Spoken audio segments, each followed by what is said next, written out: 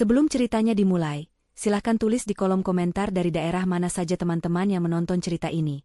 Dan jangan lupa like dan subscribe agar channel Cerita Dapur bisa semakin berkembang dan bisa mempersembahkan cerita yang lebih menarik.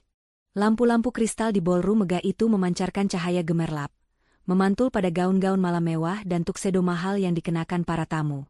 Musik klasik yang lembut mengalun, menciptakan suasana elegan dan penuh kebahagiaan. Setidaknya, begitulah yang tampak di permukaan. Bagi Sarah, malam ini adalah puncak dari kepura-puraan, sebuah teater di mana dia memainkan peran sebagai istri bahagia di samping suaminya yang ternyata adalah seorang pengkhianat. Sarah berdiri anggun di tengah keramaian, senyum tipis terukir di bibirnya yang dipoles sempurna. Penampilannya malam ini memukau, gaun malam berwarna emerald yang memeluk lekuk tubuhnya dengan sempurna, rambut hitamnya ditata rapi, dan perhiasan berlian berkilauan di leher dan telinganya. Di mata publik, Sarah adalah kesuksesan dan kebahagiaan. Dia adalah CEO dari sebuah perusahaan teknologi yang berkembang pesat, seorang filantropis yang dermawan, dan istri dari David, seorang arsitek terkenal yang selalu tampak karismatik di depan umum. Namun, di balik senyum profesionalnya, badai amarah dan kekecewaan bergejolak. Beberapa minggu yang lalu, dunianya yang tampak sempurna runtuh berkeping-keping ketika dia secara tidak sengaja menemukan serangkaian pesan mesra di ponsel David. Pesan-pesan itu ditujukan kepada seorang wanita bernama Luna, yang ternyata adalah seorang karyawan magang di kantor David. Bukan hanya sekadar perselingkuhan biasa, isi pesan-pesan itu mengungkapkan rencana licik Luna untuk merebut David dari Sarah, bahkan mengincar kekayaan Sarah. Malam ini, David dan Luna membuat pertunjukan yang menjijikan di depan mata Sarah dan para tamu undangan. Mereka berdiri di tengah ballroom, berpegangan tangan erat, dengan senyum kemenangan yang menyilaukan. David baru saja mengambil mikrofon dari penyanyi latar dan dengan suara lantang mengumumkan kepada semua orang tentang hubungan istimewa antara dirinya dan Luna. Sorak-sorai dan tepuk tangan menggema, sementara Sarah merasa seolah-olah ribuan anak panah menghujam jantungnya. Luna, dengan gaun merah menyala yang tampak murahan di mata Sarah, melingkarkan lengannya di pinggang David dan menatap Sarah dengan tatapan penuh kemenangan. Ada seringai jelas di wajahnya, seolah-olah dia baru saja memenangkan lotre terbesar dalam hidupnya. David pun tak kalah menyakitkan. Dia menoleh ke arah Sarah, bukan dengan rasa bersalah atau penyesalan, melainkan dengan tatapan meremehkan dan senyum sinis. "Sarah sayang," kata David dengan nada dibuat-buat, suaranya sengaja dikeraskan agar semua orang bisa mendengar. "Aku tahu ini mungkin mengejutkanmu, tapi Luna telah membuka mataku. Dia adalah wanita yang selama ini aku cari. Kami saling mencintai." Tawa meledak dari mulut David dan Luna, sebuah tawa yang keras, mengejek, dan sangat menusuk. Mereka tertawa seolah-olah Sarah adalah bahan lelucon terbesar di dunia ini. Beberapa tamu tampak canggung, mencoba menyembunyikan senyum mereka atau berpura-pura melihat ke arah lain. Namun, sebagian besar dari mereka tampak menikmati drama murahan yang sedang tersaji di depan mata mereka. Sarah merasakan darahnya mendidih. Penghinaan ini, dilakukan di depan ratusan orang yang mengenal mereka, terasa seperti tamparan keras di wajahnya. Namun, dia menolak untuk memberikan kepuasan kepada mereka dengan menunjukkan rasa sakitnya. Dia mempertahankan ekspresi tenangnya, matanya yang biasanya hangat kini sedingin es. Dalam hati, Sarah mengepalkan tinjunya. Tawa kemenangan David dan Luna bagaikan bahan bakar yang menyulut api balas dendam dalam dirinya. Mereka pikir mereka telah menang? Mereka pikir mereka bisa mempermainkannya dan merebut apa yang menjadi miliknya? Mereka salah besar. Kilasan-kilasan rencana mulai berputar di benak Sarah. Selama beberapa minggu terakhir, dia tidak tinggal diam. Setelah menemukan pengkhianatan itu, alih-alih menghadapi David dengan emosi, dia memilih untuk bertindak dengan pikiran yang dingin dan terencana. Dia telah mengumpulkan semua bukti perselingkuhan mereka, mendokumentasikan setiap pertemuan rahasia, setiap panggilan telepon, setiap pesan singkat. Dia juga telah berkonsultasi dengan pengacara terbaik, mempersiapkan langkah hukum yang diperlukan. Selain itu, Sarah telah mengambil langkah-langkah finansial yang tak terduga oleh David dan Luna.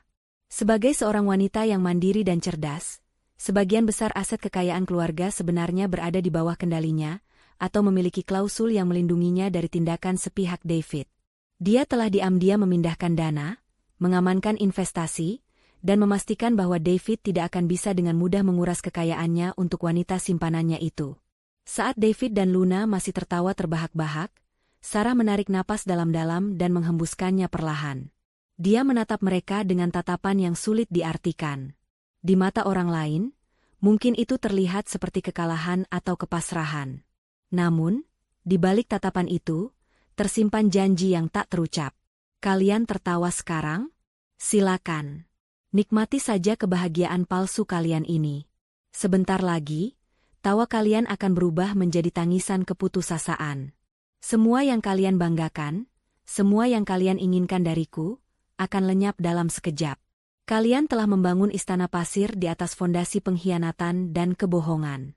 Dan aku sendiri yang akan merobohkannya. Sarah memasang senyum yang lebih lebar kali ini, sebuah senyum yang tidak mencapai matanya. Dia mengangkat gelas sampanye yang sejak tadi dipegangnya, dan sedikit mengangkatnya ke arah David dan Luna. Selamat, ucap Sarah dengan nada datar namun cukup keras untuk didengar oleh mereka yang berada di dekatnya. Selamat atas kebahagiaan baru kalian. Kemudian, tanpa menunggu reaksi mereka, Sarah berbalik dan berjalan menjauh dari kerumunan, meninggalkan David dan Luna yang masih berpelukan mesra di tengah ballroom. Langkahnya mantap dan anggun, tidak sedikit pun menunjukkan gejolak batin yang sedang dialaminya. Dia tahu, ini baru permulaan. Permainan yang sesungguhnya baru akan dimulai. Dan Sarah, sang arsitek kehancuran, sudah menyiapkan cetak birunya dengan sangat cermat. Malam ini, mereka menertawakannya. Besok, mereka akan meratapi nasib mereka sendiri. Dan Sarah akan menyaksikan semuanya dari singgasana kekuasaannya. Pesta masih berlangsung, tetapi bagi Sarah, gemerlap lampu dan alunan musik ini terasa seperti latar belakang yang suram bagi drama pribadinya. Setelah meninggalkan David dan Luna di tengah sorakan pura-pura para tamu, Sarah berjalan dengan tenang menuju area teras yang lebih sepi. Udara malam yang sejuk menerpa wajahnya, sedikit meredakan gejolak amarah yang mendidih di dalam dirinya. Dari ketinggian itu, ia bisa melihat kerlip lampu kota yang tak terhitung jumlahnya. Setiap lampu mewakili kehidupan yang berbeda, dan ia bertanya-tanya berapa banyak di antaranya yang juga dipenuhi dengan pengkhianatan tersembunyi. Ia mengeluarkan ponsel dari dompet kecilnya. Layarnya menyala, memperlihatkan beberapa notifikasi dari Pak Heru, kepala tim investigasi swasta yang telah ia sewa. Notifikasi itu adalah laporan akhir yang ia tunggu-tunggu, bukti yang sempurna, lengkap dengan tanggal, waktu, lokasi, dan bahkan rekaman suara. Sebuah senyum tipis, dingin, dan penuh tekad muncul di bibirnya. Saatnya. 2 bulan lalu, kehidupan Sarah adalah dongeng modern yang sempurna. Ia memiliki karir yang cemerlang, kekayaan yang melimpah, dan seorang suami yang ia kira mencintainya. David, dengan pesonanya yang memikat dan kecerdasan bicaranya, selalu berhasil membuatnya merasa istimewa. Pernikahan mereka, yang sudah berjalan 7 tahun, tampak kokoh dan tak tergoyahkan. Namun, dongeng itu runtuh di suatu sore yang biasa. Sarah baru saja pulang dari perjalanan bisnis yang melelahkan. Ia menemukan David tertidur di sofa ruang keluarga, ponselnya tergeletak di meja kopi. Biasanya Sarah tidak pernah memeriksa ponsel David. Ia menghargai privasi. Tapi entah mengapa, sore itu ada perasaan aneh yang mendorongnya. Sebuah notifikasi pesan muncul di layar ponsel David. Sebuah nama asing, Luna, My Queen. Jantung Sarah berdebar kencang. Dengan tangan sedikit gemetar, ia membuka pesan itu. Isinya langsung menghantamnya seperti palu godam.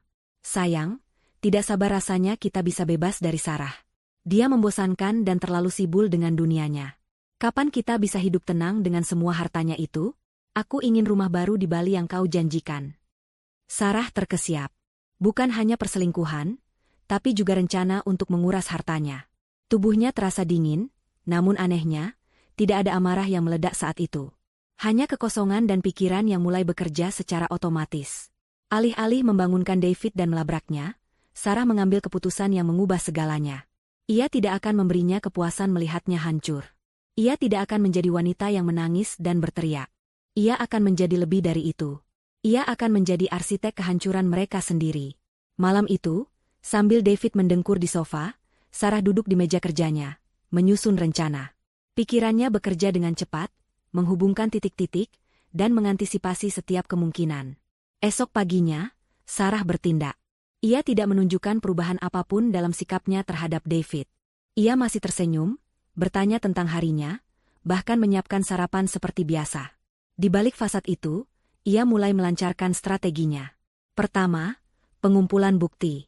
Sarah menghubungi seorang detektif swasta terkemuka, Pak Heru, yang dikenal dengan integritas dan kemampuannya yang luar biasa. Ia memberikan instruksi yang sangat spesifik. Selidiki Luna, identifikasi hubungannya dengan David, dan kumpulkan setiap bukti perselingkuhan dan niat jahat mereka terhadap harta benda. Sarah ingin bukti yang tak terbantahkan, yang akan berdiri kokoh di pengadilan, dan yang terpenting, yang akan membuat David dan Luna tidak bisa berkutik. Pak Heru dan timnya bekerja dengan efisien dan rahasia. Dalam beberapa minggu, Sarah menerima laporan demi laporan, foto-foto David dan Luna berpegangan tangan di restoran mewah, rekaman suara mereka membicarakan rencana masa depan mereka yang melibatkan kekayaan Sarah, detail perjalanan rahasia ke luar kota. Bahkan bukti Luna mencoba mengakses beberapa informasi keuangan David yang ia kira bisa ia gunakan untuk keuntungannya. Setiap bukti itu, betapapun menyakitkan, hanya memperkuat tekad Sarah. Kedua, pengamanan aset. Ini adalah bagian yang paling krusial. Sarah tahu betul bahwa David menikahinya bukan hanya karena cinta, tapi juga karena kekayaannya. Perusahaannya, SVA Tech, adalah miliknya sepenuhnya, didirikan jauh sebelum ia bertemu David. Namun, beberapa aset lain, seperti properti mewah, investasi bersama, dan rekening gabungan, berpotensi menjadi masalah. Selama bertahun-tahun, Sarah telah menjadi otak finansial di keluarga mereka. David, meskipun sukses sebagai arsitek, cenderung boros dan kurang teliti dalam mengelola uang. Ini adalah keuntungan Sarah. Tanpa sepengetahuan David, Sarah telah menciptakan struktur keuangan yang rumit namun sah, yang memungkinkannya mengendalikan sebagian besar kekayaan mereka. Dengan bantuan pengacara terbaiknya, Bapak Wijaya, Sarah mulai memindahkan aset secara strategis. Rekening bersama dikosongkan secara perlahan, dana dialihkan ke rekening terpisah atas nama Sarah yang hanya ia yang memiliki akses. Investasi bernilai tinggi yang atas nama bersama, ia alihkan ke portofolio yang sepenuhnya dikendalikan olehnya, dengan dalih restrukturisasi pajak, atau strategi investasi baru, yang disetujui David tanpa banyak bertanya. Properti yang secara hukum bisa ia klaim sepenuhnya, ia masukkan dalam perlindungan hukum yang tak bisa diganggu-gugat. Bahkan kartu kredit, Unlimited, yang selama ini digunakan David, ternyata adalah kartu tambahan dari rekening utama Sarah yang ia bisa blokir kapan saja. Proses ini memakan waktu dan membutuhkan kecerdasan serta kesabaran yang luar biasa. Setiap langkah dilakukan dengan sangat hati-hati agar tidak menimbulkan kecurigaan David. Sarah bahkan sengaja menciptakan beberapa masalah kecil dengan bank atau investasi agar David tidak terlalu curiga jika ada transaksi besar yang terjadi. Pada akhirnya, David memang memiliki rekening dan aset atas namanya sendiri dari pekerjaannya sebagai arsitek, tapi itu hanyalah sebagian kecil dibandingkan kekayaan Sarah. Dan Sarah telah memastikan bahwa bahkan aset itu pun bisa ia pengaruhi, atau setidaknya, ia bisa memblokir akses David ke sana. Kembali ke teras di tengah pesta, Sarah kini memegang kendali penuh. Laporan dari Pak Heru sudah di tangan. Semua aset yang bisa ia selamatkan sudah diamankan. Kini saatnya melancarkan pukulan terakhir. Ia membuka aplikasi perbankan di ponselnya. Jari-jarinya menari di atas layar sentuh, melakukan beberapa kali klik dan konfirmasi. Ia memulai dengan rekening tabungan David yang paling besar, yang ia tahu isinya tidak seberapa banyak dibanding kekayaannya. Blokir permanen. Kemudian, kartu kredit yang selama ini ia biarkan David gunakan sepuasnya. Batalkan. Setelah itu, akses ke dana investasi bersama yang sudah ia kosongkan. Bekukan. Ia juga membuka aplikasi lain, sebuah sistem perbankan yang ia gunakan untuk mengelola gaji dan tunjangan karyawan di beberapa anak perusahaannya. Dengan beberapa ketukan lagi, ia membatalkan semua pembayaran yang masuk ke rekening Luna, termasuk gaji bulanannya dan bonus-bonus yang dijanjikan David tanpa sepengetahuannya. Luna tidak hanya akan kehilangan David, tapi juga sumber mata pencahariannya yang paling mudah. Sarah bekerja dengan ketenangan seorang eksekutor. Tidak ada keraguan, tidak ada penyesalan. Setiap klik adalah langkah menuju keadilan yang ia definisikan sendiri. Ia membayangkan David dan Luna terbangun keesokan paginya, merasakan kekacauan finansial yang tak terhindarkan. Mentari pagi menelusup dari celah tirai apartemen mewah David, menumpahkan cahayanya ke atas spray sutra yang kusut. David menggeliat, membuka mata, dan senyum lebar langsung terulas di wajahnya. Semalam adalah puncak kemenangannya. Pengumuman hubungannya dengan Luna di depan Sarah, dan tawa mengejek mereka yang tak terbendung, masih terngiang di telinganya bagai melodi indah. Dia membayangkan wajah Sarah yang tenang namun pasti hancur di baliknya. David merasa seolah beban berat telah terangkat dari pundaknya. Kini ia bebas, dan yang terbaik adalah ia tidak perlu lagi berpura-pura mencintai wanita dingin yang terobsesi pada pekerjaannya itu. Di sampingnya, Luna masih terlelap, rambut pirangnya tersebar di bantal. David mengusap lembut pipi Luna, dan wanita itu menggeliat manja. Luna adalah kebalikannya Sarah, riang, manja, dan selalu memuja dirinya. David merasa Luna benar-benar memahami dirinya. Berbeda dengan Sarah yang terlalu sibuk, dengan rapat dan laporan keuangannya. Pagi, sayang, bisik David, mengecup kening Luna. Luna mengerjapkan mata, senyum merekah saat melihat David. Pagi juga, honey, rasanya luar biasa, ya? Akhirnya kita bisa bebas. Tentu saja, David tertawa kecil. Pesta semalam berjalan sempurna. Kupikir Sarah akan mengamuk, tapi dia hanya diam saja. Dia pasti shock. Itu menunjukkan betapa dia mencintaiku, kan? David menarik napas, dadanya membusung bangga. Sekarang, kita bisa memulai hidup baru kita. Hidup yang penuh kebahagiaan, kemewahan, dan tanpa drama. Mereka berdua menghabiskan pagi itu dengan merencanakan masa depan. Obrolan mereka dipenuhi impian-impian mewah, liburan ke Maladewa, membeli mobil sport terbaru, atau bahkan membuka butik impian Luna dengan modal dari kekayaan yang akan mereka dapatkan dari perceraian David dengan Sarah. Pikiran tentang perceraian yang akan segera terjadi tidak membuat David gentar. Justru sebaliknya, ia melihatnya sebagai gerbang menuju kebebasan dan kehidupan yang lebih baik bersama Luna. Ia yakin Sarah akan memberikan apapun yang ia minta, asalkan David mau bercerai dengan damai, demi menjaga citra keluarga mereka di mata publik. Aku sangat lapar, Luna mengeluh manja, melingkarkan lengannya di leher David. Bagaimana kalau kita sarapan di kafe langgananku di pusat kota? Kopi mereka enak sekali. Ide bagus. David beranjak dari tempat tidur. Aku akan mandi dulu, lalu kita pergi. Mereka tiba di kafe yang ramai di jantung kota, sebuah tempat instagramable dengan interior minimalis dan hidangan sarapan yang artistik. Luna memesan latte dengan foam art berbentuk hati dan avocado toast, sementara David memilih espresso pekat dan croissant. Mereka duduk di pojok kafe, terus membicarakan rencana masa depan mereka. Tawa-tawa kecil sesekali meluncur dari bibir mereka, menarik perhatian beberapa pengunjung lain. Ketika pelayan datang membawa tagihan, Luna dengan santai meraih dompet David yang tergeletak di meja. Biar aku saja yang bayar, honey, katanya manja, mengeluarkan kartu kredit hitam David yang berlogo platinum. Kartu itu, yang sebenarnya adalah kartu tambahan dari rekening Sarah, selalu menjadi simbol status David di mata Luna. Luna menyerahkan kartu itu kepada pelayan dengan senyum percaya diri. Pelayan memasukkan kartu ke mesin EDC. Namun, beberapa detik berlalu, lampu hijau tidak menyala. Pelayan mencoba lagi, kali ini dengan ekspresi sedikit bingung. Maaf, Bu, kata pelayan itu dengan nada hati-hati. Kartu Anda ditolak. Luna mengerutkan kening. Ditolak? Tidak mungkin. Kartu ini selalu berhasil. Ia menoleh ke David. Mungkin mesinnya rusak? David mengambil kartu itu dari tangan Luna. Tidak masalah. Biar aku saja. Dia mengambil dompetnya dan mengeluarkan kartu kredit lain. Kali ini kartu yang ia dapatkan dari banknya sendiri, yang terhubung dengan rekening pribadinya. Ia menyerahkannya pada pelayan. Pelayan memasukkan kartu itu lagi. Beberapa detik ketegangan. Dan lagi, lampu merah menyala, disertai tulisan, transaksi ditolak. Kening David berkerut. Ini aneh. Ia memang tidak memiliki rekening sebesar Sarah, tapi ia selalu memastikan ada cukup dana untuk kebutuhan sehari-hari dan gaya hidupnya. Coba lagi, David bersikeras, mulai sedikit gelisah. Mungkin sinyalnya buruk. Pelayan mencoba lagi, kali ini sampai 3 kali, tetapi hasilnya tetap sama. Maaf, Tuan. Sepertinya ada masalah dengan kedua kartu Anda. Wajah David mulai memerah. Ini tidak mungkin. Ia mengeluarkan kartu debitnya. Ini, coba pakai ini. Ini kartu debitku. Luna mulai menunjukkan sedikit kecemasan. Ada apa, David? Apa kamu lupa membayar tagihan kartu? Tidak mungkin. Aku selalu tepat waktu. David membentak Luna tanpa sadar. Suaranya sedikit lebih tinggi dari biasanya. Pelayan mencoba kartu debit David. Mesin EDC berbunyi, lalu menampilkan pesan yang sama. Transaksi ditolak. Saldo tidak mencukupi. Apa? David setengah berteriak. Saldo tidak mencukupi? Itu mustahil. Ia memiliki setidaknya puluhan juta di rekening debit itu. David meraih kembali kartunya dengan kasar. Ini tidak benar. Pasti ada yang salah dengan bank. Kepanikan kecil mulai menjalar di dada David.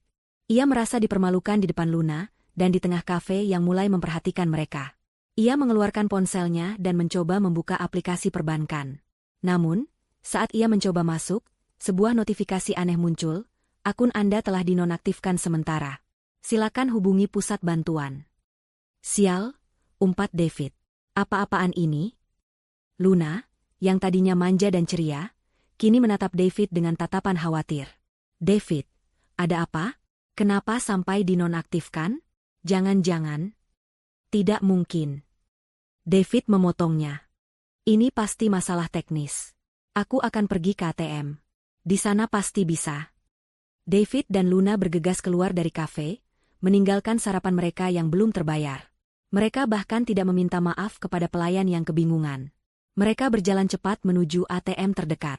Hawa dingin pagi yang tadinya terasa menyegarkan kini terasa menusuk. David memasukkan kartu debitnya ke mesin ATM.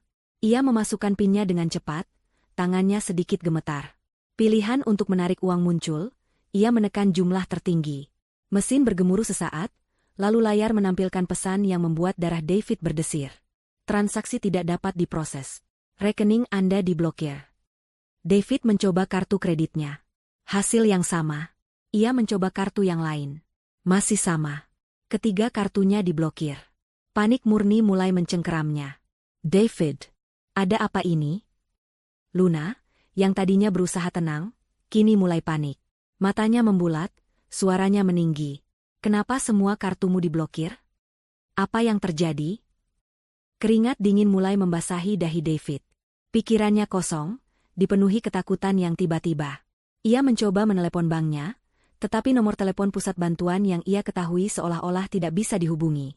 Semua operator sibuk, atau panggilan terputus. Aku tidak tahu. David tergagap, menatap Luna dengan mata penuh kebingungan. Ini tidak pernah terjadi sebelumnya. Pasti ada yang salah. Aku akan menghubungi manajer bankku. Saat David sibuk dengan ponselnya, Luna mencoba mengakses aplikasi perbankan miliknya sendiri. Ia memiliki beberapa rekening tabungan kecil dan satu kartu kredit yang ia gunakan untuk kebutuhan sehari-hari. Dengan yakin ia memasukkan kata sandinya. Notifikasi yang sama dengan David muncul, akun Anda telah dinonaktifkan sementara. Silakan hubungi pusat bantuan. Luna menjatuhkan ponselnya, wajahnya memucat. David, punyaku juga. Rekeningku juga diblokir. Apa-apaan ini? Kepanikan menyelimuti David dan Luna saat mereka berdiri di depan mesin ATM yang sunyi, memandangi layar dengan tulisan, rekening Anda diblokir, yang seolah mengejek mereka. Udara pagi yang tadinya sejuk kini terasa mencekik. Mereka berdua, yang beberapa jam lalu masih melayang dalam euforia kemenangan palsu, kini terhempas ke dasar jurang ketidakpastian. Ini tidak mungkin. David, pasti ada yang salah. Kenapa rekeningku juga? Luna histeris, suaranya melengking. Wajahnya yang tadinya ceria kini pucat pasi, riasan semalam luntur dan tampak kacau. David mengusap wajahnya kasar, rambutnya berantakan. Aku tidak tahu, Luna. Aku sudah coba semua kartu. Aku sudah coba telepon bank, tapi tidak ada yang mengangkat. Keringat dingin membasahi punggungnya, meskipun suhu udara cukup dingin. Kita harus pergi ke bank sekarang. Ini pasti kesalahan sistem. Mereka bergegas menuju kantor cabang bank utama David, yang kebetulan tidak terlalu jauh dari tempat mereka berada. Sepanjang jalan, obrolan mereka berubah menjadi bisikan panik dan tuduhan tak berdasar. Jangan-jangan Sarah yang melakukan ini. Luna bergumam, lebih kepada dirinya sendiri. Dia kan punya banyak koneksi, dan dia terlihat sangat tenang semalam. David mencemooh. Sarah? Jangan konyol, Luna. Dia memang cerdas, tapi dia tidak sekuat itu untuk membekukan semua rekening kita. Lagi pula, dia tidak tahu apa-apa tentang rencanaku. Dia hanya tahu aku berselingkuh, bukan tentang uang. David berusaha meyakinkan dirinya sendiri lebih dari meyakinkan Luna.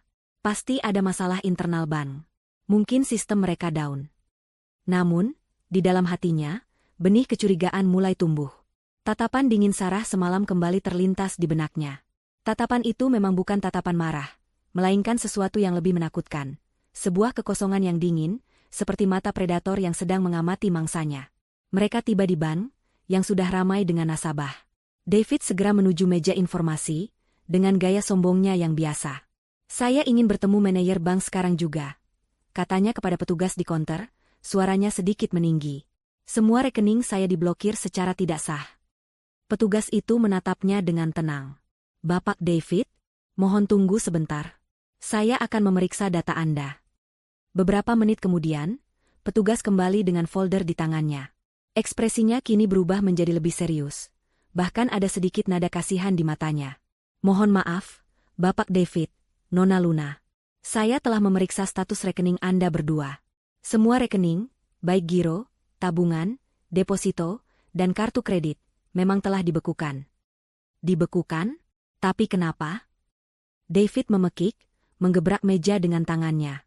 Beberapa nasabah menoleh ke arah mereka. Ini ilegal. Saya tidak pernah melakukan pelanggaran apapun. Sesuai dengan catatan kami, pembekuan ini dilakukan atas dasar perintah hukum yang sah. Jelas petugas itu hati-hati. Ada dugaan aktivitas mencurigakan yang melibatkan pemindahan aset dan penipuan, serta laporan dari pihak ketiga. David dan Luna saling pandang. Wajah mereka sama-sama pucat pasi. Laporan dari pihak ketiga? Siapa?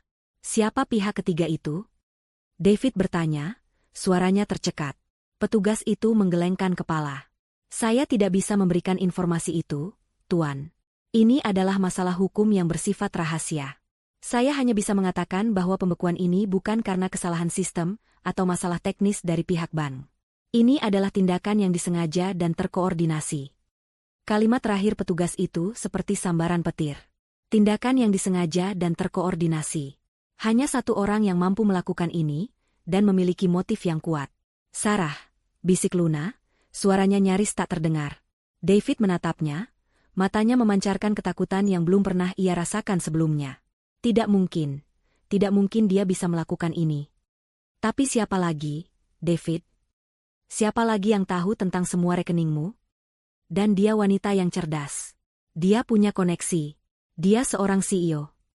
Luna mulai menangis, air matanya membasahi pipinya. Dia pasti tahu tentang kita. Dia tahu kita ingin uangnya. Tuduhan Luna memicu amarah David. Apa? Kau menuduhku? Ini semua juga karenamu. Sejak awal kau yang menggodaku. Kau yang memprovokasiku untuk meninggalkan Sarah. Kau yang ingin semua uangnya. Apa? Akulah yang menggodamu? Luna membalas, tangisnya berubah menjadi kemarahan. Kau yang selalu pamer kekayaanmu. Kau yang bilang akan memberikan hidup mewah padaku. Kau bilang Sarah itu wanita membosankan yang pantas dicampakan. Kau yang bilang dia akan memberimu uang cerai yang banyak. Pertengkaran mereka menarik perhatian semua orang di lobi bank. Petugas keamanan mulai mendekat, meminta mereka untuk tenang. David dan Luna tidak peduli. Mereka sudah terlalu tenggelam dalam saling menyalahkan. Menyadari bahwa cinta palsu mereka yang dibangun di atas kesenangan dan materi kini, mulai runtuh di bawah tekanan finansial. Apa yang harus kita lakukan sekarang? Luna menjerit. Aku tidak punya uang sepeser pun. Aku tidak bisa pulang. Aku tidak bisa makan. David menarik napas dalam-dalam, mencoba menenangkan diri. Kita harus hubungi pengacara. Kita akan menuntut Sarah. Ini adalah tindakan ilegal. Dia tidak bisa begitu saja membekukan rekening kita. Namun, ada keraguan di suaranya. David tahu betul bahwa Sarah adalah wanita yang sangat teliti. Jika ini memang perbuatan Sarah, maka dia pasti sudah mempersiapkannya dengan matang, memastikan setiap langkahnya sah di mata hukum. Sementara David dan Luna tenggelam dalam kepanikan dan pertengkaran, Sarah sedang duduk santai di kantornya yang mewah, di puncak gedung pencakar langit yang menjulang di pusat kota. Dari jendela kaca besarnya, ia bisa melihat pemandangan kota di bawah, termasuk kafe tempat David dan Luna sarapan, dan bank tempat mereka kini sedang berteriak-teriak. Di depannya, laptop terbuka menampilkan grafik dan laporan. Bukan laporan keuangan perusahaan, melainkan laporan dari Pak Heru. Ada notifikasi yang baru saja masuk. Sebuah video singkat dari kamera pengawas bank. Sarah menekan tombol play. Di layar, David dan Luna terlihat sedang berteriak kepada seorang petugas bank, wajah mereka merah padam, gestur mereka penuh kemarahan. Sarah bahkan bisa melihat Luna menangis terseduh-seduh. Ia memperbesar gambar, melihat ekspresi putus asa di mata David yang biasanya angkuh. Sebuah senyum kecil, hampir tak terlihat, tersungging di bibir Sarah. Bukan senyum jahat, melainkan senyum kepuasan. Ia telah membayangkan skenario ini berkali-kali dalam mimpinya. Momen ketika mereka menyadari bahwa semua yang mereka miliki, semua yang mereka banggakan, telah direnggut darinya dengan cara yang paling kejam. Lihatlah mereka, pikir Sarah. Mereka seperti anak-anak yang baru saja kehilangan mainan favorit mereka. Mainan yang sebenarnya bukan milik mereka.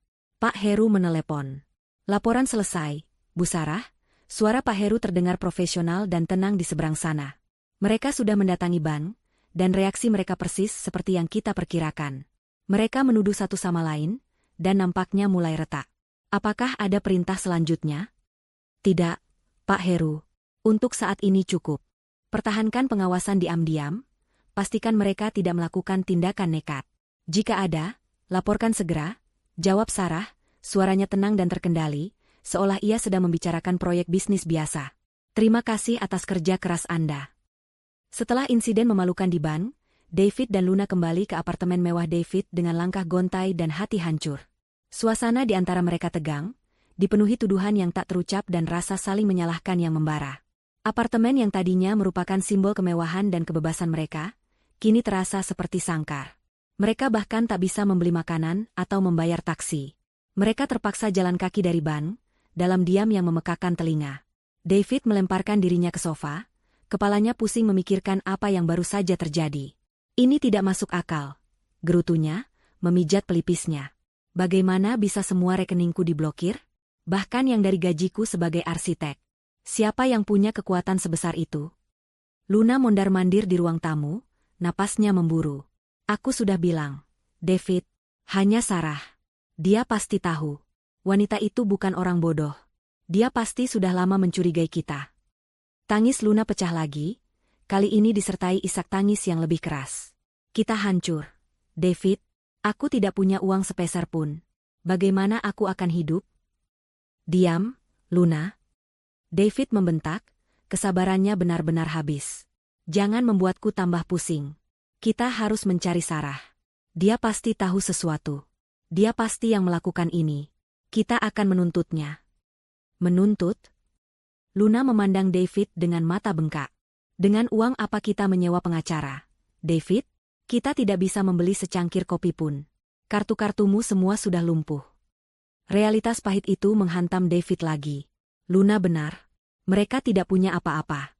Keputusasaan mulai merayap, menjebak mereka dalam lingkaran hitam. Setelah perdebatan panjang dan saling tuding, mereka akhirnya sepakat untuk melakukan satu hal, menemui Sarah. Mereka harus menghadapi wanita itu, menuntut penjelasan, dan mungkin, memohon. Meskipun kata, memohon, terasa seperti racun di lidah David. Mereka tiba di kantor pusat SVA Tech, gedung pencakar langit megah milik Sarah. David, yang dulu selalu merasa setara atau bahkan lebih superior dari Sarah, kini merasakan getaran rendah diri saat melihat lobi yang mewah dan penjaga keamanan yang kekar. Luna mencengkeram lengan David erat-erat, wajahnya tegang. Kami ingin bertemu Ibu Sarah, kata David kepada resepsionis dengan nada menuntut, meskipun suaranya sedikit bergetar. Resepsionis, seorang wanita muda dengan seragam rapi, menatap mereka dengan sopan namun dingin. Apakah Anda sudah membuat janji, Bapak? Tidak, tapi ini penting. Saya David, suaminya. David berkata, mencoba menggunakan statusnya yang dulu untuk mendapatkan perlakuan khusus. Resepsionis itu tersenyum tipis, sebuah senyum yang tidak mencapai matanya. Mohon maaf, Bapak David. Ibu Sarah tidak ada di kantor saat ini. Beliau sedang melakukan perjalanan bisnis mendadak. Perjalanan bisnis? Luna menyela, curiga. Jangan-jangan dia sengaja menghindari kita. Saya bisa menjamin beliau sedang tidak ada, ujar resepsionis itu, kini dengan nada yang sedikit lebih tegas. Jika Anda ingin menyampaikan pesan, saya bisa menyampaikannya. David tahu ini adalah kebohongan. Sarah tidak mungkin tiba-tiba melakukan perjalanan bisnis tanpa memberitahunya, terutama setelah peristiwa semalam. Sarah pasti tahu mereka akan datang. Ini adalah permainan kucing dan tikus, dan Sarah adalah sang kucing. Tiba-tiba, sebuah suara dingin menyela. Tidak perlu repot-repot, Nona Amelia. Biarkan saja mereka masuk. David dan Luna menoleh. Sarah berdiri di dekat lift, mengenakan setelan bisnis abu-abu yang elegan, rambutnya tergerai indah. Dia tampak tenang, anggun, dan berkuasa. Tidak ada jejak air mata atau kepanikan di wajahnya. Dia adalah simbol kekuatan yang berlawanan dengan kehancuran mereka. Ekspresi David dan Luna berubah dari marah menjadi kaget, lalu menjadi cemas. Mereka tidak menyangka Sarah akan ada di sana. "Ikut aku," kata Sarah, tanpa emosi, lalu berbalik dan berjalan menuju lift pribadi yang membawanya langsung ke kantornya. David dan Luna bergegas mengikutinya, hati mereka berdebar kencang. Lift naik dengan kecepatan tinggi, menciptakan keheningan yang menyesakkan. Di dalam lift, Sarah tidak menoleh sedikit pun kepada mereka. Dia hanya menatap lurus ke depan, seolah mereka hanyalah dua orang asing yang kebetulan menumpang lift yang sama. Ketika pintu lift terbuka di lantai paling atas, mereka melangkah ke kantor Sarah yang luas dan megah. Pemandangan kota yang terhampar luas dari jendela kaca raksasa terasa semakin menekan. Sarah berjalan ke mejanya, duduk di kursi putarnya, dan menatap mereka dengan tatapan dingin yang tak berkedip. "Jadi," kata Sarah, suaranya tenang namun tajam, memecah keheningan. "Ada apa?" David merasa seperti dicekik. Ia mencoba mencari kata-kata, tetapi bibirnya keluh. Luna, yang biasanya berani, kini menciut di samping David. "Sarah, ada apa ini?" David akhirnya berhasil berbicara, suaranya serak. "Kenapa rekening-rekeningku diblokir? Apa yang kau lakukan?" Sarah tersenyum sinis. "Oh, jadi akhirnya kau menyadari." Dia menyilangkan tangan di dada, memancarkan aura dominasi. "Kau pikir aku tidak tahu apa-apa? Kau pikir kau bisa mempermainkanku, mengambil semua yang kau inginkan, dan aku akan diam saja? Aku tidak tahu apa yang kau bicarakan." David berusaha membela diri, meskipun ia tahu usahanya sia-sia. Sarah tertawa kecil, tawa yang menusuk tulang. "Oh, kau tahu betul, David. Mari kita perjelas. Pembekuan semua rekeningmu, David, dan rekeningmu, Luna." Sarah menunjuk Luna dengan tatapan tajam, "Itu adalah perbuatanku." Luna terkesiap. "Kau? Tapi bagaimana?" "Bagaimana?" Sarah mengangkat satu alisnya. "Kau lupa aku ini siapa? Aku bukan hanya istri bodoh yang kau kira. Aku adalah CEO perusahaan teknologi ini. Aku tahu bagaimana cara kerja sistem finansial. Dan yang terpenting, aku punya koneksi. Koneksi yang jauh lebih kuat dari apapun yang bisa kalian bayangkan." Sarah lalu membuka laptop di depannya. Layarnya menyala, memperlihatkan tumpukan folder digital. "Selama 2 bulan terakhir, sejak aku tahu tentang pengkhianatan kalian, aku tidak tidur. Aku mengumpulkan bukti. Setiap pesan mesra kalian, setiap pertemuan rahasia di restoran, setiap rencana kalian untuk menguras hartaku." Sarah memutar laptopnya sedikit agar mereka bisa melihat judul-judul folder. Bukti perselingkuhan David Luna, perencanaan penipuan harta, transaksi mencurigakan. Wajah David dan Luna memucat pasi. Mereka melihat foto-foto mereka, tanggal, waktu, bahkan rekaman suara mereka yang berbicara tentang rencana-rencana jahat. Setiap folder adalah pukulan telak yang merobohkan pertahanan mereka. Ini tidak mungkin." David tergagap. "Oh, ini sangat mungkin," sahut Sarah, suaranya kini dipenuhi kepuasan dingin. "Setiap langkah yang kalian ambil, setiap kata yang kalian ucapkan, semuanya sudah kudokumentasikan. Semua aset yang kalian incar, yang kalian kira bisa kalian dapatkan dariku, sudah kupindahkan. Aman di bawah kendaliku." Luna berlutut, memohon. "Sarah, tolong, jangan lakukan ini. Kami minta maaf. Kami tidak tahu kau sekuat ini." "Minta maaf?" Sarah tertawa getir. "Terlalu terlambat untuk itu, Luna. Kalian menertawakanku semalam. Kalian pikir kalian sudah menang. Tapi kalian tidak sadar. Kalian sedang menari di atas kuburan finansial kalian sendiri." David akhirnya berhasil menenangkan dirinya, meskipun dengan susah payah. Kemarahan mulai menggantikan rasa takutnya. "Kau tidak bisa melakukan ini, Sarah. Ini ilegal. Aku akan menuntutmu. Aku akan melaporkanmu ke polisi atas pembekuan rekening secara tidak sah." Sarah menatap David dengan tatapan meremehkan. "Menuntutku? Melaporkanku?" Dia menggelengkan kepala pelan. Langit sore di atas Jakarta tampak mendung, seolah turut merasakan kehancuran yang menyelimuti David dan Luna. Mereka meninggalkan gedung SVA Tech dengan langkah gontai, tubuh terasa ringan sekaligus berat, seperti arwah yang baru saja diusir dari dunia fana. Ancaman Sarah tentang penuntutan hukum dan kehilangan kebebasan masih terngiang, menusuk-nusuk pikiran mereka. Tidak ada lagi tawa mengejek atau senyum kemenangan di wajah mereka, yang ada hanya keputusasaan murni. "Kita harus bagaimana sekarang?" Luna berbisik, suaranya parau, air mata masih mengalir di pipinya yang kotor oleh maskara luntur. Kita tidak punya apa-apa, David. Uang di dompetku hanya cukup untuk taksi sekali jalan, itu pun kalau ada. David mengepalkan tangannya, frustrasi. Aku tidak tahu. Aku tidak pernah menyangka Sarah akan sejauh ini. Dia benar-benar gila. Atau kita yang terlalu bodoh, Luna menyela, nadanya getir. Kita meremehkannya, David. Kita pikir dia wanita lemah yang akan menangis di pojokan. Tapi dia iblis. Mereka berjalan tanpa tujuan, menyusuri trotoar yang ramai. Setiap kilatan mobil mewah, setiap etalase toko yang menampilkan barang-barang mahal, seolah mengejek kemiskinan mendadak mereka.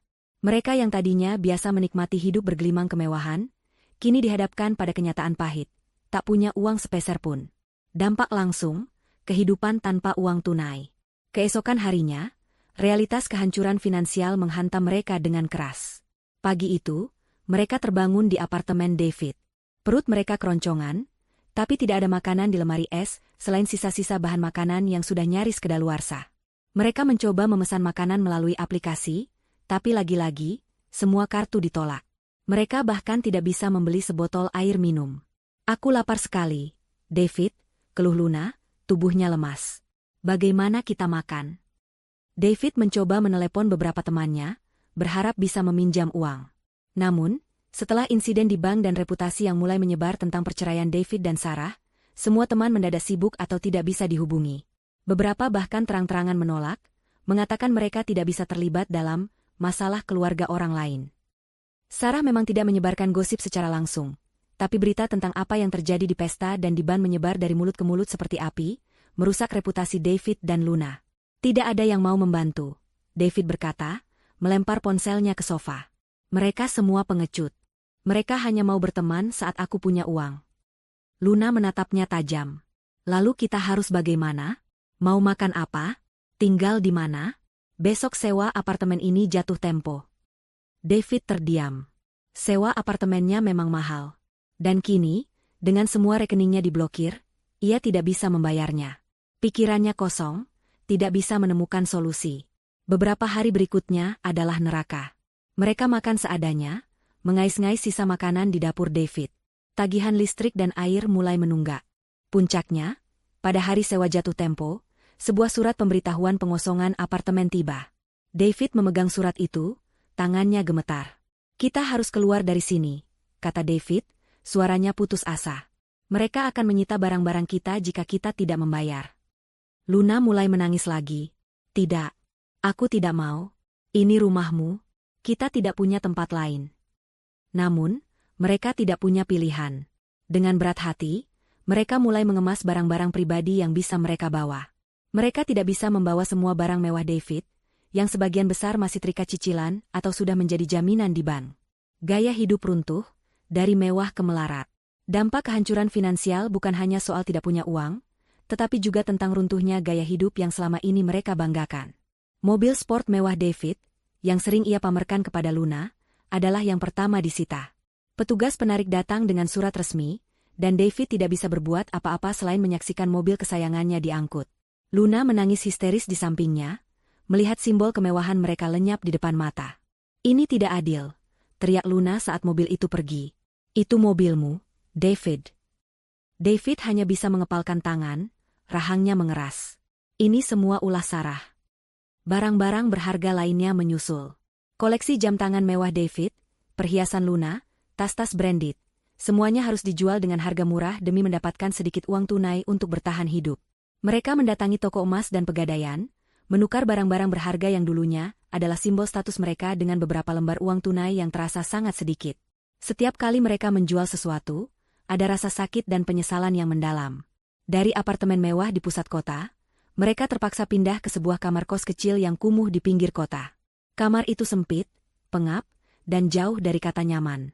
Tidak ada AC, tidak ada pemandangan kota, dan kamar mandi harus berbagi dengan penghuni lain. Kontrasnya begitu tajam, membuat mereka berdua sulit menerima kenyataan. Luna, yang terbiasa hidup mewah dengan segala fasilitas, menderita yang paling parah. Ia selalu mengeluh tentang panasnya, tentang baunya, tentang nyamuk yang beterbangan. David, yang dulu selalu karismatik dan percaya diri, kini tampak layu. Wajahnya cekung, matanya merah karena kurang tidur dan stres. Mereka mencoba mencari pekerjaan.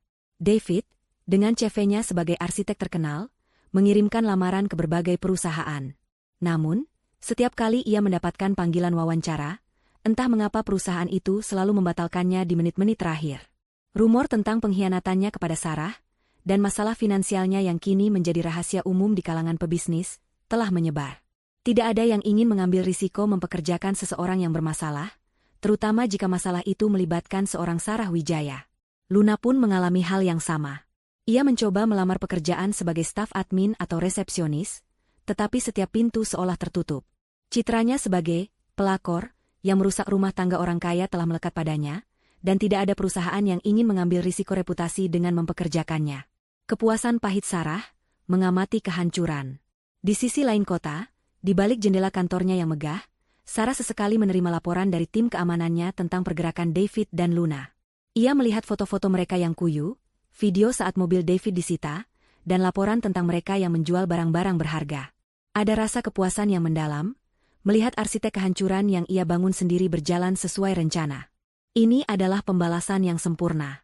David dan Luna, yang mencintai materi di atas segalanya, kini kehilangan segalanya. Namun, di tengah kepuasan itu, ada juga rasa hampa yang aneh. Apakah ini yang ia inginkan? Apakah kehancuran total mereka benar-benar membawa kebahagiaan sejati? Sarah melihat wajah mereka di layar ponselnya, wajah yang dipenuhi kesengsaraan, dan ada sedikit rasa pahit yang tersisa. Bukan kasihan, bukan penyesalan, tapi semacam kelelahan. Balas dendam memang manis, tapi prosesnya menguras energi dan emosi. Dia telah membuktikan dirinya. Dia telah menunjukkan bahwa dia tidak bisa diinjak-injak. Tapi di ujung jalan ini, apakah ada sesuatu yang lebih dari sekadar kehampaan? Sarah menutup laptopnya. Ia tahu, kehancuran finansial David dan Luna baru saja dimulai. Ini baru permulaan dari penderitaan mereka. Dan ia akan mengamati, dari jauh, tanpa pernah campur tangan lagi. David dan Luna kini harus menghadapi konsekuensi dari pilihan mereka sendiri. Kamar kos sempit dan pengap itu menjadi saksi bisu dari retaknya hubungan David dan Luna. Mereka, yang dulu bermandikan kemewahan, kini terpaksa berbagi ruang seukuran kotak korek api, dengan kipas angin butut yang berputar lambat, hanya menggerakkan udara panas. Setiap hari adalah perjuangan, setiap jam adalah siksaan. Ketiadaan uang, ditambah dengan kelelahan fisik dan mental, mengikis habis sisa-sisa kesabaran mereka. Cinta palsu yang mereka bangun di atas ilusi kekayaan Sarah kini ambruk, memperlihatkan fondasi rapuh yang dipenuhi keegoisan dan keserakahan. Tekanan memicu konflik. Pagi itu, panas terasa menyengat. Luna mencoba tidur lebih lama, berharap bisa melupakan kenyataan pahit yang mereka hadapi. Namun, suara berisik dari luar dan gerutu David membuatnya terbangun. David sedang duduk di sudut ruangan, mencoba mencari sinyal di ponselnya yang sudah usang. Wajahnya keruh, rambutnya berminyak, dan kemejanya kusut. Tidak ada sinyal sama sekali. David menggerutu, melempar ponselnya ke kasur. Bagaimana kita bisa mencari pekerjaan kalau begini? Aku tidak bisa menghubungi siapapun. Luna bangkit, tubuhnya terasa pegal. Itu karena kau pelit. Kenapa tidak beli ponsel baru saja? Ponselmu itu sudah jadul. Pelit? Kau bilang aku pelit? David mendengus. Bagaimana aku bisa membeli ponsel baru kalau semua rekeningku diblokir? Kau pikir uang itu jatuh dari langit? Kau kan punya koneksi. Kau punya teman-teman arsitekmu itu. Kenapa tidak ada yang membantumu? Luna balas membentak, suaranya melengking. Kau bilang kau kaya. Kau bilang kau akan memberiku kehidupan mewah. Sekarang lihat kita. Tinggal di tempat seperti kandang babi ini. Pertengkaran itu meledak seperti bom. Kata-kata kasar meluncur dari mulut mereka tanpa kendali. Setiap kalimat yang keluar adalah refleksi dari penyesalan, frustrasi, dan rasa saling benci yang semakin memuncak. Kau yang menginginkan semua ini. David menunjuk Luna. Kau yang terus mendesakku untuk meninggalkan Sarah. Kau yang terobsesi dengan uangnya. Kau pelakor rendah yang hanya mengincar hartaku. Luna tertawa sinis, tawa yang terdengar sangat pahit. Aku pelakor? Kau yang gatal, David. Kau yang mendekatiku, kau yang menjanjikan bulan dan bintang. Kau bilang kau tidak bahagia dengan Sarah. Kau bilang dia wanita dingin dan membosankan. Aku hanya terpancing oleh godaanmu. Godaan? Aku tidak pernah memaksamu. Kau yang menawarkan segalanya. Mereka saling tuduh, saling melempar kesalahan. Tidak ada lagi David yang karismatik atau Luna yang manja. Yang ada hanyalah dua orang putus asa yang saling menghancurkan. Aroma keringat, udara pengap, dan tumpukan pakaian kotor menambah bobot suasana mencekik di antara mereka. Saling membenci, keruntuhan cinta palsu. Setiap hari, pertengkaran mereka semakin intens. Mereka bertengkar karena hal-hal kecil. Siapa yang terakhir menghabiskan air minum, siapa yang lupa mematikan kipas angin, siapa yang paling sering mengeluh. David menuduh Luna terlalu boros dan tidak becus mencari uang. Sementara Luna mengejek David yang ternyata tidak sekuat dan sekaya yang ia kira. Kau bilang kau arsitek terkenal, tapi kenapa tidak ada yang mau mempekerjakanmu? Luna mencibir suatu malam, ketika David kembali dari wawancara kerja yang gagal lagi. Dasar pecundang. David meraih kerah baju Luna, matanya merah padam. Jaga bicaramu, Luna. Ini semua karena kau. Karena kau, reputasiku hancur. Karena kau, Sarah membenciku dan melakukan semua ini. Oh, jadi ini salahku? Luna balik mendorong David. Kau pikir kau siapa? Aku hanya ingin hidup enak, dan kau menjanjikannya. Kau yang membohongiku. Kau adalah pria miskin yang pura-pura kaya. Aku salah sasaran.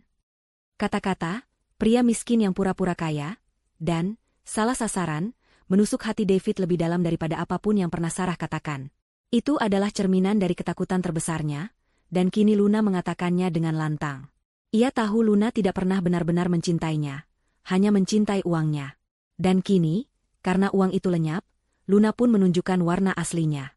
Hubungan yang dulu dibangun atas dasar kesenangan, gairah, dan ambisi material kini berubah menjadi kebencian murni.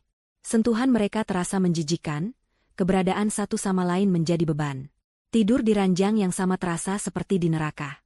Mereka mulai tidur memunggungi satu sama lain, atau bahkan salah satu dari mereka tidur di lantai demi menghindari sentuhan. Perpisahan yang pahit.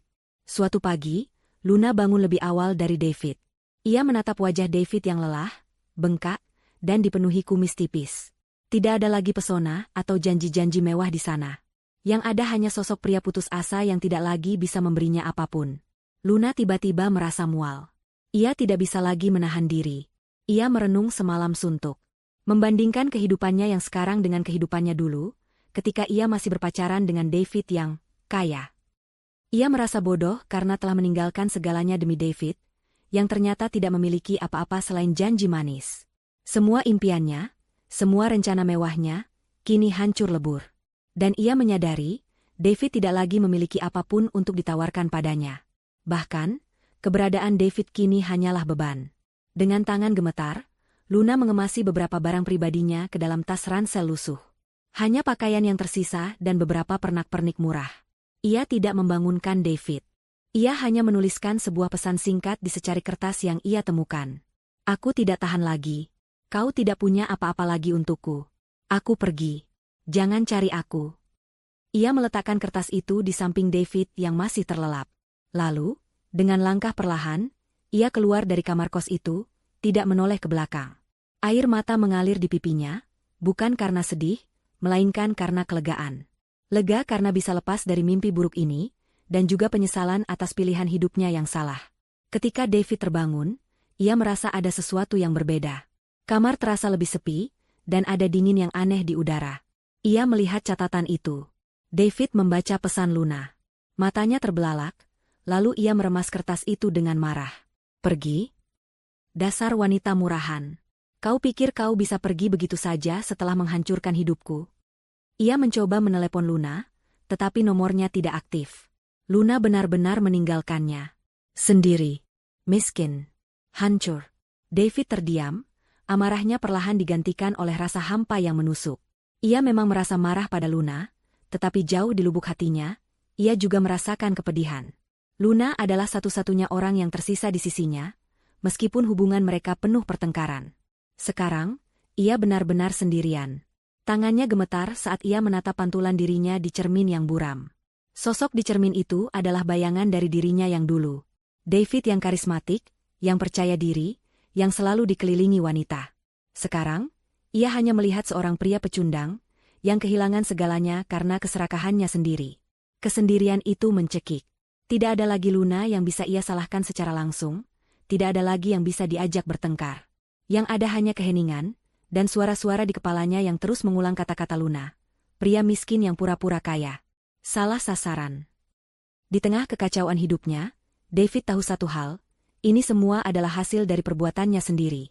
Dan sekarang, ia harus menghadapi konsekuensinya sendirian. Tanpa uang, tanpa teman, dan tanpa Luna. Ia telah mencapai titik terendah. Kepergian Luna adalah pukulan telak bagi David, lebih dari yang ia duga. Bukan karena cinta, melainkan karena ia kini benar-benar sendirian dalam kehancurannya. Apartemen kos yang kumuh itu terasa semakin sempit dan mencekik tanpa kehadiran Luna, meskipun mereka selalu bertengkar. David menghabiskan hari-harinya dalam keadaan linglung, antara putus asa, marah, dan kebingungan. Hidup di jalanan kesusahan, David mencapai titik terendah. Uang tunai hasil penjualan barang-barang berharga yang tersisa semakin menipis. David, yang dulunya selalu makan di restoran mewah, kini harus bertahan hidup dengan mie instan atau roti basi yang ia temukan di pasar murah. Harga diri dan gengsinya terlalu tinggi untuk mengemis atau mencari pekerjaan kasar. Ia masih berpegang pada keyakinan bahwa ia adalah seorang arsitek terkemuka, pantas mendapatkan yang lebih baik. Namun, kenyataan membuktikan sebaliknya. Panggilan dari pemilik kos mulai tak terhindarkan. David telah menunggak sewa selama 2 minggu, dan sang pemilik tidak lagi bersabar. Pada suatu pagi yang dingin, dengan sisa uang terakhirnya, David terpaksa mengemasi tasnya lagi. Kali ini, ia benar-benar tidak punya tujuan. "Kau harus pergi, nak," kata pemilik kos dengan tatapan iba. "Aku tidak bisa menunggumu lagi. Ada banyak yang antre." David hanya mengangguk, terlalu malu untuk berbicara. Ia berjalan keluar dari kamar kos itu, membawa satu ransel berisi sedikit pakaian dan beberapa kenangan masa lalunya yang tersisa. Langit mendung di atas kepala, mencerminkan perasaannya. Ia tidak tahu harus kemana. Teman-temannya menjauh. Keluarganya, yang selama ini ia abaikan karena sibuk dengan kemewahan, mungkin tidak akan menerimanya lagi setelah mendengar semua kabar buruk ini. Malam pertama David tidur di jalanan adalah neraka. Ia meringkuk di bangku taman kota, tubuhnya gemetar kedinginan dan kelaparan. Suara sirene polisi, deru mobil yang lewat, dan bisikan orang-orang asing yang berlalu lalang terasa menakutkan dan mengasingkan. Ia, David, yang dulunya terbiasa tidur di kasur empuk dengan linen sutra, kini hanya beralaskan koran bekas. Aroma sampah dan kotoran menusuk hidungnya, kontras dengan parfum mahalnya yang dulu selalu ia kenakan. Ia mencoba mencari pekerjaan serabutan. Menjadi kuli panggul di pasar, membantu di warung makan, apapun yang bisa memberinya sedikit uang untuk makan dan minum. Namun, tubuhnya yang terbiasa hidup nyaman tidak sanggup menghadapi pekerjaan berat itu. Beberapa kali ia diusir karena dianggap malas atau lambat. Ia merasa frustrasi dan putus asa. Sementara itu, Luna, nasibnya juga tidak lebih baik. Setelah meninggalkan David, ia mencoba mencari perlindungan di rumah salah satu temannya. Namun, teman itu, yang awalnya bersimpati, akhirnya mengusirnya setelah mengetahui bahwa Luna tidak memiliki uang sepeser pun dan tidak ada prospek untuk mengembalikannya. Luna terpaksa bekerja sebagai pelayan di sebuah warung makan kecil dengan gaji harian yang sangat minim, hanya cukup untuk makan dan sewa kamar kos yang bahkan lebih kecil dan kotor dari tempat David. Ia sering sakit-sakitan karena kurang gizi dan kelelahan. Kecantikan yang dulu ia banggakan mulai memudar, digantikan oleh wajah kuyu dan mata yang cekung. Hilangnya status sosial, ejekan dan pengucilan. David dan Luna, dua individu yang dulu diagung-agungkan di lingkaran sosial mereka, kini menjadi bahan gunjingan dan ejekan. Berita tentang kejatuhan mereka menyebar cepat, dan setiap orang yang dulunya memuji-muji mereka kini berbisik di belakang. David suatu hari mencoba mendatangi kafe langganannya, berharap bisa bertemu dengan kenalan lamanya dan mungkin meminjam uang. Namun, begitu ia masuk, tawa dan obrolan mereda. Semua mata tertuju padanya, dipenuhi rasa ingin tahu, jijik, atau bahkan ejekan. Seorang kenalannya, yang dulunya selalu menyanjungnya, berpura-pura tidak melihatnya dan membuang muka. David merasa seolah ia adalah hama, sesuatu yang menjijikkan dan harus dihindari. Ia tidak sanggup menahan pandangan-pandangan itu dan buru-buru meninggalkan kafe. Hal yang sama terjadi pada Luna. Reputasinya sebagai pelakor rendah telah mengikutinya kemanapun. Ketika ia mencoba melamar pekerjaan di tempat yang lebih layak, wajahnya langsung dikenali. Penolakan selalu datang, seringkali disertai tatapan menghakimi. Teman-teman lamanya di media sosial, yang dulunya selalu memuji gaya hidup mewahnya, kini berhenti mengikutinya atau bahkan memblokirnya. Ia dihapus dari lingkaran sosialnya, diasingkan, seolah-olah ia tidak pernah ada. Mereka berdua terperangkap dalam lingkaran setan. Tidak ada pekerjaan, tidak ada teman, tidak ada tempat untuk pergi. Martabat mereka telah hancur. David, yang dulu dikenal karena karismanya, kini hanya dikenal sebagai pria yang dicampakkan Sarah dan kehilangan segalanya. Luna, yang dulunya sering dipuji kecantikannya, kini hanya diingat sebagai wanita yang menghancurkan rumah tangga orang. Kepuasan pahit Sarah, akhir dari babak pertama. Di sisi lain kota, Sarah menerima laporan terakhir dari Pak Heru. Laporan itu merinci nasib David dan Luna. David yang tunawisma, Luna yang bekerja sebagai pelayan dengan upah minim, dan bagaimana mereka berdua diasingkan dari lingkungan sosial mereka. Foto-foto terlampir menunjukkan David yang kurus kering dan Luna yang terlihat sangat lelah. Sarah membaca laporan itu dengan ekspresi netral. Ia telah mencapai apa yang ia inginkan. Mereka hancur total, finansial dan sosial. Mereka membayar mahal untuk pengkhianatan dan keserakahan mereka. Ada kepuasan yang mendalam, tentu saja. Perasaan bahwa keadilan telah ditegakkan, bahwa ia tidak diam saja saat dipermainkan. Ia telah membuktikan bahwa kekuatan sejati bukan hanya tentang uang, tetapi tentang kecerdasan, ketenangan, dan keteguhan hati. Mereka pikir mereka bisa mencuri masa depannya, tetapi Sarah telah merampas masa depan mereka. Namun, kepuasan itu bercampur dengan rasa hampa yang aneh. Melihat David yang dulu ia cintai berakhir di jalanan, dan Luna yang dulu begitu berambisi kini hanya pelayan warung, tidak memberikan kebahagiaan sejati yang ia bayangkan. Rasa sakit dari pengkhianatan itu masih ada, dan balas dendam, meskipun memuaskan, tidak serta-merta menyembuhkan luka. Apakah semua ini sepadan? Pertanyaan itu mulai berbisik di benak Sarah. Ia telah menghabiskan energi, waktu, dan emosi untuk merencanakan dan melaksanakan balas dendam ini. Ia telah menang, ya, tapi apakah kemenangan ini benar-benar membuatnya bahagia? Atau justru menguras sisa energinya dan meninggalkan kekosongan? Sarah menutup laporan itu. Babak kehancuran David dan Luna telah selesai. Mereka telah kehilangan segalanya. Kini, saatnya bagi Sarah untuk memulai babak baru dalam hidupnya.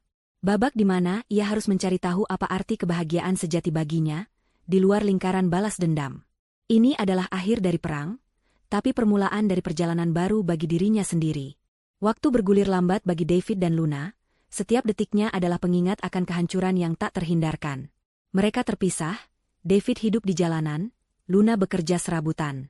Jauh dari kemewahan, jauh dari sorotan, mereka dipaksa untuk menghadapi cermin kejujuran yang kejam. Dalam kesendirian dan penderitaan, refleksi atas kesalahan mereka mulai muncul, perlahan namun pasti, menusuk kesadaran mereka. David, yang kini menghabiskan malam-malamnya di bangku taman atau emperan toko yang sepi, seringkali menatap kosong ke langit malam. Rasa dingin menusuk tulang, tetapi rasa sakit di hatinya jauh lebih pedih. Ia mengingat kembali kehidupannya yang dulu, apartemen mewah, mobil sport, teman-teman yang selalu mengelilinginya, dan Sarah. Awalnya, penyesalan David didominasi oleh kekalahan material. Ia menyesal kehilangan uang, status, dan kenyamanan. Namun, seiring berjalannya waktu, ketika rasa lapar dan dingin menjadi teman setianya, penyesalan itu mulai bergeser. Ia mulai mengingat kebaikan Sarah. Sarah yang selalu mendukung karirnya, Sarah yang mengelola semua keuangan dengan cerdas, Sarah yang selalu ada di sisinya meskipun ia sering mengabaikannya. Sarah tidak pernah menuntut apapun, kecuali kesetiaan. Dan ia telah menghancurkannya. Ia teringat tawa mengejeknya di pesta. Tawa yang kini terasa kosong dan bodoh. Ia menertawakan kehancuran Sarah, tanpa menyadari bahwa ia sedang menertawakan kehancurannya sendiri. Aku bodoh sekali, bisiknya suatu malam, air mata menetes di pipinya yang kotor. Aku dibutakan oleh keserakahan dan kebodohan. Ia menyesal telah mengkhianati Sarah, menyesal telah meremehkannya, menyesal telah menukar berlian dengan batu kerikil. Penyesalan itu terasa seperti racun yang menggerogoti jiwanya. Di sisi lain, Luna juga tenggelam dalam penyesalan yang mendalam. Tidur di kamar kos yang pengap setelah seharian bekerja keras, ia seringkali menangis dalam diam. Kecantikannya memudar, tangannya kasar karena pekerjaan, dan impian mewahnya lenyap seperti buih sabun. Ia merenungkan keputusannya. Mengapa ia begitu terobsesi dengan David yang kaya? Mengapa ia tidak puas dengan hidupnya sendiri? Ia menyesali keserakahannya, ambisinya yang buta, dan cara ia memperlakukan Sarah. Aku seharusnya tidak pernah melakukan ini, Luna bergumam, memeluk lututnya. Aku merusak hidup orang lain demi kesenangan sesaat. Dan sekarang, aku membayar harganya. Ia membayangkan Sarah, wanita yang dulu ia ejek dan rendahkan. Sarah yang dingin, tetapi ternyata memiliki kekuatan dan integritas yang luar biasa. Ia menyadari bahwa ia telah salah sasaran. Ia mengejar bayangan kekayaan, dan sekarang ia tidak memiliki apa-apa. Penderitaan David dan Luna tidak berhenti pada kemiskinan dan pengucilan sosial. Konsekuensi lain mulai muncul, semakin memperparah kondisi mereka. David, yang terbiasa hidup bersih dan nyaman, mulai sering sakit-sakitan. Batuk-batuk, demam, dan nyeri sendi menjadi bagian dari rutinitas hariannya karena tidur di jalanan dan kurang gizi. Kondisi fisiknya semakin menurun, membuatnya semakin sulit mendapatkan pekerjaan serabutan. Beberapa kali, ia ditemukan pingsan karena kelaparan dan kelelahan, lalu dibawa ke rumah sakit umum.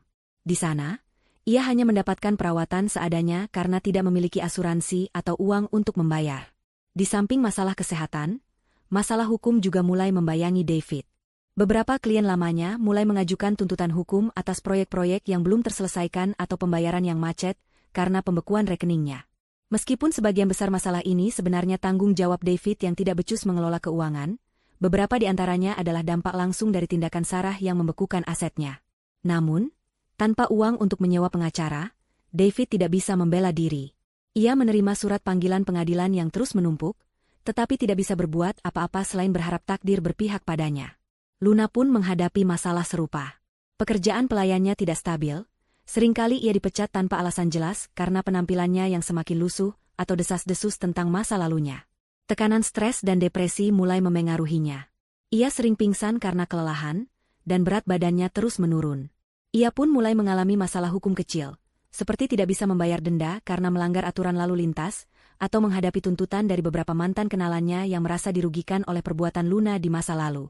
Di sisi lain kota, jauh dari hiruk-pikuk penderitaan David dan Luna, Sarah melanjutkan kehidupannya. Perusahaan berjalan semakin pesat, ia memenangkan penghargaan demi penghargaan, dan citranya semakin bersinar. Namun, di balik semua kesuksesan itu, ada ruang kosong yang masih belum terisi. Sarah menerima laporan rutin tentang David dan Luna dari Pak Heru. Laporan itu kini lebih berfokus pada kondisi kesehatan mereka, masalah hukum yang mereka hadapi, dan bagaimana mereka berjuang untuk bertahan hidup. Sarah melihat foto David yang kurus kering di rumah sakit, dan Luna yang tampak pucat dengan mata kosong. Melihat semua itu, Sarah mulai bertanya pada dirinya sendiri, apakah semua ini sepadan? Ia telah mencapai balas dendam yang sempurna. Ia telah menghancurkan mereka. Tetapi apakah kehancuran mereka benar-benar membawa kebahagiaan sejati padanya? Ada kepuasan, ya. Kepuasan karena tidak diinjak-injak, kepuasan karena keadilan yang ia yakini telah ditegakkan. Namun, kepuasan itu terasa dingin dan hampa. Tidak ada euforia, tidak ada kebahagiaan yang meluap-luap. Yang ada hanyalah rasa lelah, seolah-olah semua energi yang ia curahkan untuk balas dendam telah menguras jiwanya. Ia telah memenangkan perang, tetapi apakah ia memenangkan kedamaian batin? Luka pengkhianatan David memang telah terbalas. Tetapi apakah luka itu sembuh? Sarah menyadari bahwa balas dendam, betapapun memuaskan, tidak selalu membawa kebahagiaan yang utuh. Itu seperti meminum racun dan berharap orang lain yang mati. Ia telah membuktikan dirinya kuat, tetapi di tengah kekuatannya itu, ia masih merasa ada sesuatu yang kurang. Ia mulai bertanya, bagaimana cara melangkah maju? Bagaimana cara menemukan kebahagiaan sejati yang tidak dibangun di atas penderitaan orang lain? Bahkan jika orang itu pantas mendapatkannya? Sarah tahu bahwa untuk benar-benar move on, ia harus melepaskan bayang-bayang David dan Luna sepenuhnya. Ini adalah babak baru bagi mereka, dan babak baru juga bagi dirinya. Pagi di Jakarta selalu memiliki energi yang berbeda. Bagi Sarah, kini energi itu terasa lebih ringan, tidak lagi dibebani oleh dendam yang telah ia pikul. Setelah menyaksikan kehancuran total David dan Luna, dan merenungkan apakah semua itu sepadan, Sarah memutuskan sudah waktunya untuk melepaskan beban masa lalu dan fokus pada dirinya sendiri. Balas dendam telah tuntas, sekarang giliran penyembuhan. Sarah memulai proses penyembuhan dengan cara yang sangat terstruktur. Layaknya ia merencanakan proyek bisnis besar. Ia tahu bahwa meskipun David dan Luna telah kalah, trauma dari pengkhianatan itu masih mengendap dalam dirinya. Ia memutuskan untuk mencari bantuan profesional. Sesi terapi mingguan membantunya mengurai benang-benang emosi yang kusut, menghadapi rasa sakit, dan menerima bahwa apa yang terjadi bukanlah salahnya. Ia belajar untuk memaafkan, bukan demi David, tetapi demi kedamaian batinnya sendiri. Selain terapi, Sarah kembali menekuni hobi-hobi lama yang sempat terabaikan karena kesibukan dan masalah rumah tangga. Ia mulai kembali melukis, menghabiskan berjam-jam di studionya, membiarkan kuas dan warna menjadi media ekspresi bagi emosinya. Ia juga mendaftar kelas menari, sebuah impian masa kecil yang tak pernah kesampaian. Gerakan tubuh yang luwes diiringi musik membantunya melepaskan ketegangan dan menemukan kebebasan. Ia sering menghabiskan waktu di alam, mendaki gunung-gunung kecil di sekitar Wonosobo, atau sekadar berjalan-jalan di taman kota. Udara segar dan pemandangan hijau menenangkan jiwanya, membantunya merasakan koneksi kembali dengan dunia di luar hiruk-pikuk bisnis dan drama pribadi. Sarah mulai merasakan kembali kegembiraan dalam hal-hal sederhana, sesuatu yang telah lama hilang dari hidupnya. Energi negatif yang dulu ia curahkan untuk membalas dendam kini dialihkan untuk pertumbuhan diri. Ia lebih sering tersenyum, senyum yang tulus dan mencapai matanya. Wajahnya tampak lebih cerah, sorot matanya kembali hangat dan penuh kehidupan. Transformasi ini tidak hanya terlihat secara fisik, tetapi juga secara spiritual. Sarah menjadi versi terbaik dari dirinya sendiri, lebih kuat, lebih bijaksana, dan lebih damai. Dalam proses penyembuhannya, Sarah menyadari betapa berharganya lingkaran pertemanannya. Selama menikah dengan David, ia seringkali merasa sendirian, menjaga jarak emosional, dan terlalu fokus pada pekerjaan. Namun, setelah perceraian dan drama yang terjadi, teman-teman sejati Sarah muncul sebagai pilar dukungan yang tak tergoyahkan.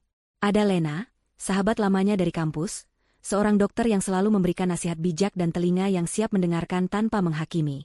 Lena sering mengajaknya makan siang, atau sekadar menemaninya menikmati kopi sambil bertukar cerita.